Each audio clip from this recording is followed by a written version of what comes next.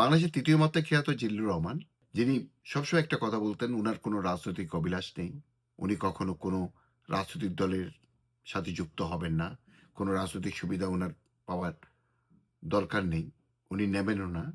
কিন্তু উনি স্ত্রীর জন্য একটা সংরক্ষিত মহিলা আসনের এমপি বাগিয়ে নিয়েছেন জনাব তারেক রহমানকে দিয়ে। এই জিল্লুর রহমান ২৪ শেখ হাসিনা সরকারের বিরুদ্ধে যে কথিত গণঅভ্যুত্থান, সেই গণঅভ্যুত্থানের সময় তার নিজস্ব ইউটিউব চ্যানেল থেকে বারবার প্রতিদিন একই রকম ভিডিও প্রচার করতেন যে হেলিকপ্টার থেকে গুলি করে বাচ্চাদেরকে মারা হচ্ছে, বাংলাদেশ সেনাবাহিনী রেপ এবং পুলিশ এই কাজটা করছে।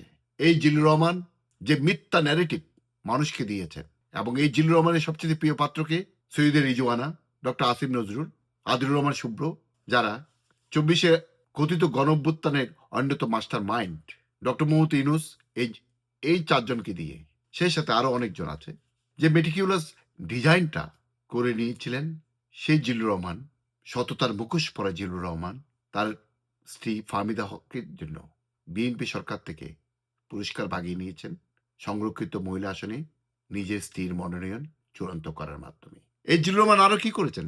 জনাব তারেক রহমান, যাকে ২০০৭-এর ১/১১-এর সময় যে মার্কিন যুক্তরাষ্ট্র থেকে তার ভিসার উপরে নিষেধাজ্ঞা ছিল, সেই নিষেধাজ্ঞা তুলে নেবার জন্য কাঠখড় পোড়াচ্ছেন।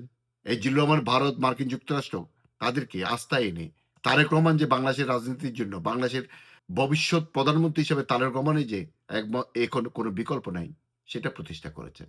তার পুরস্কার স্বরূপ তারেক রহমান তার স্ত্রী ফাহমিদা হককে সংরক্ষিত মহিলা আসনে মনোনয়ন দিয়েছেন। তাহলে দর্শক, এই যে যারা সততার কথা বলে, নিষ্ঠার কথা বলে, তারা যে কতটা ভণ্ড সেটা তো বুঝতে পারছেন?